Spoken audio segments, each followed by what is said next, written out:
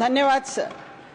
Sir, ये bill दावा कर रहा है कि वक्फ संपत्तियों के व्यवस्थापन को रिफॉर्म, एम्पावर और डेवलप कर रहा है। ये बात ऊपर से तो बहुत सही लगती है, परंतु काश ये सही होता, ऐसा ही होता सर, क्योंकि ये हम नहीं कहते हैं कि सुधार की आवश्यकता नहीं है। सुधार की आवश्यकता है, बेहद आवश्यकता है। मैं महाराष्ट्र में औकाफ की मंत्री भी रह चुकी हूँ, आज वक्फ बोर्ड के मेंबर करके भी 4 वर्षों से काम कर रही हूँ। अपने अनुभव से कहती हूँ कि सुधार की आवश्यकता है, लेकिन सर इन सुधारों के लिए, जिसके लिए मैं 4 वर्षों से प्रयत्नशील हूँ, वक्फ बोर्ड को जो प्रश्नों का सामना करना पड़ता है वो भी उसका अनुभव मुझे है। और सबसे बड़े प्रश्न जो 3 है वक्फ बोर्ड्स के सामने, उसमें एक है एनक्रोचमेंट, दूसरा है भ्रष्टाचार और तीसरा है गैर कानूनी कब्जे। सर, इनसे निपटने के लिए वक्फ बोर्ड्स को सरकार की सहायता की आवश्यकता थी और है, परंतु बात नियत की है सर। अगर सरकार की रिफॉर्म्स की नियत होती तो इस बिल में वक्फ बोर्ड्स को एम्पावर करने का प्रयास होता। वक्फ बोर्ड्स को गवर्नमेंट के पेट्रोनाइजेशन की आवश्यकता थी और है, मजबूतीकरण की आवश्यकता थी और है सर। रिफॉर्म का एजेंडा होता तो एनक्रोचमेंट्स हटाने में मदद की बात होती। इसके लिए इस बिल में कठोर से कठोर प्रावधान लाए जाते, जो नहीं है। रिफॉर्म का एजेंडा होता तो सर्वेज में सर्वे कमिश्नर्स की मदद की बात होती। रिफॉर्म का एजेंडा होता तो भ्रष्टाचार पर कठोर से कठोर कार्रवाइयों के प्रावधान लाए जाते, जो नहीं है। जमीनों को गैर कानूनी तरीकों से बेचने या खरीदने या कब्जा करने वालों के विरुद्ध और कठोर प्रावधान लाए होते। यहाँ तो पहले जिसको एक सीरियस क्राइम माना जाता था, उसे भी नॉन कॉग्निजेबल और बेलेबल बना करके प्रावधान लाए हैं आप।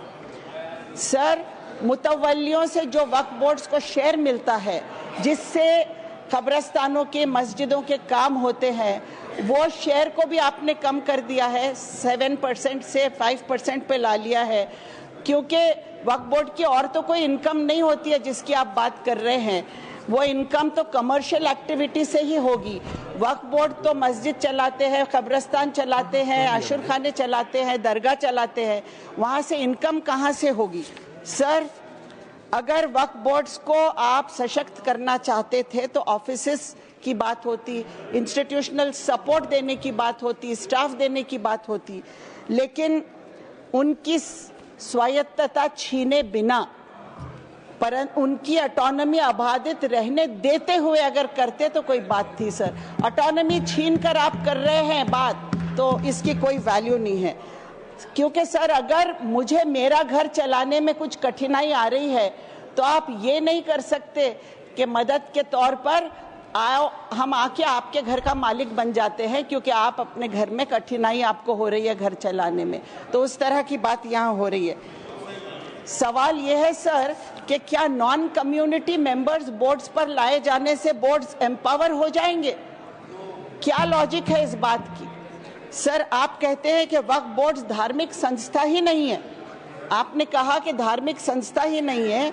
मस्जिदों का, दरगाहों का, कब्रस्तानों का, आशुर खानों का व्यवस्थापन करने वाले धार्मिक संस्था नहीं है।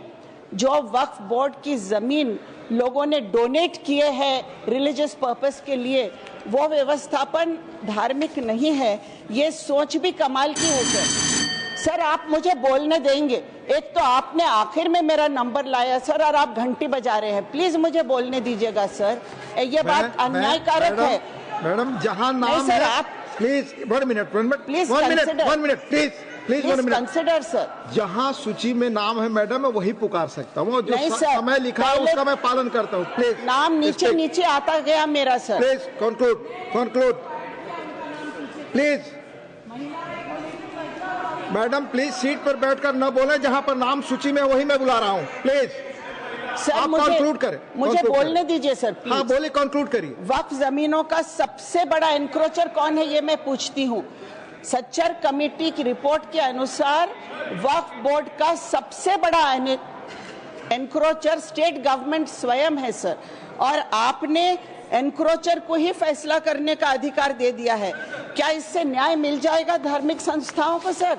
सर, एम्पावर हो जाएंगे धार्मिक संस्थाएं? ये मेरा सवाल है। सर्वे कमिश्नर्स को मजबूत बनाने के लिए उनको और रिसोर्सेज देने चाहिए था, लेकिन वक्फ प्रॉपर्टीज को कंट्रोल करने का सीधा अधिकार आप सरकार को दे रहे हैं। ये क्या यह अन्यायकारक नहीं है? सब बचपन में एक कहानी सुनी थी कि एक भेड़िया सर बकरे की खाल ओढ़कर शिकार करता है। मुझे वो कहानी आज याद आ रही है। सर प्लीज मुझे बोलने दीजिए। मैं बोलने दे रहा हूँ आपको। कंक्लूड अनएंडिंग टाइम नहीं दे सकता, अनएंडिंग टाइम नहीं दे सकता, प्लीज नहीं बजाएंगे सर। ये बिल सुधार नहीं बोल के खुद एक तरीके का एनक्रोचमेंट है माइनॉरिटीज के अधिकारों पर, माइनॉरिटीज के संवैधानिक अधिकारों पर। सर, आर्टिकल 14 से 30 तक के हर आर्टिकल का उल्लंघन हो रहा है इस बिल में सर। माइनॉरिटीज में केवल मुस्लिम्स नहीं है, क्रिश्चियंस है, सिख्स है, बुद्धिस्ट है, पारसी है, सब है सर। आज मुस्लिम्स की बारी है, कल क्रिश्चियंस की आएगी, परसों बुद्धिस्ट की आएगी। सर, मैं ये पूछना चाहती हूँ कि आप गरीब मुसलमानों के फायदे की बात कर रहे हैं, ये चर्चा हो रही है, किस तरह करोगे सर? जिस तरह सेना के लिए आरक्षित जमीन 13,000 एकड़ जमीन आरक्षित जो है 50 वर्षों से, वो जमीन आपने अडानी जी को दे दिया, बाबा रामदेव को दे दिया, आपने रवि शंकर को दे दिया। उसी तरह आप भला करोगे मुसलमानों का, गरीब मुसलमानों का? किस तरह करोगे? मुसलमानों को आप क्या दोगे इसमें से? क्या आप इन जमीनों को बड़े बड़े पूंजीपतियों को देकर उसमें से इनकम निकालोगे? आज आपके पास बजट है, आप उस बजट में से मुसलमानों का भला करिए। ये मेरी आपसे विनंती है सर। कंक्लूड करिए मैडम। मेरा सर प्रश्न सुधांशु त्रिवेदी ने जो यहाँ उपस्थित किया था मुद्दा कि एक कम्युनिटी आज जो है वो माफिया के साथ है, गुनहगारों के साथ है। मेरा सवाल ये है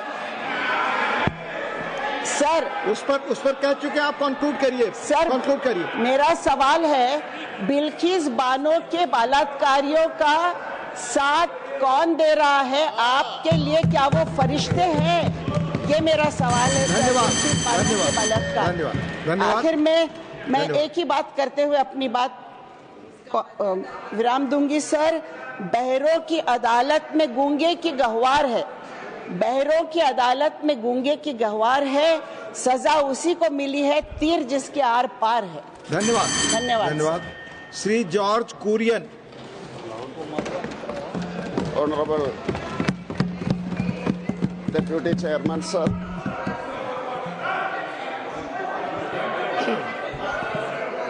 बात कर लो जी। हाँ सुखेंदु से। Under rule 29, Rule 29, Rule 29(1), it says, a list of business for the day shall be prepared by the Secretary General, etc. Now the list of business for 3rd April was prepared by the Secretary General, then a revised list of business, thereafter a supplementary list of business, all dated 3rd April. We are now on 4th April. There is no list of business for 4th April. Thank you. There is no list for 4th April. माननीय सदस्यगण, मैंने already honourable chairman ने जो निर्देश दिया था, BSc में जो पढ़ा गया था, ऑलरेडी बता चुका हूं। Again I will refer different thing. This is Rajya Sabha at work. It's very clearly mentioned. As already stated, a sitting of the House concludes at such time as the chairman may direct. Without going into detail, again I will read a quote. Sitting of the council shall conclude at such hour as the chairman may direct. I have conducted the proceedings and continuing uninterrupted till this bill is concluded. It has been made clear. Thank you. Shri Ramji Lal Suman. Now George Kurian, please. George Kurian. दो बार मैंने स्पष्ट कर दी स्थिति, 2 बार please. George Kurian. I express my gratitude towards Modi ji and Kiran ji for giving this opportunity.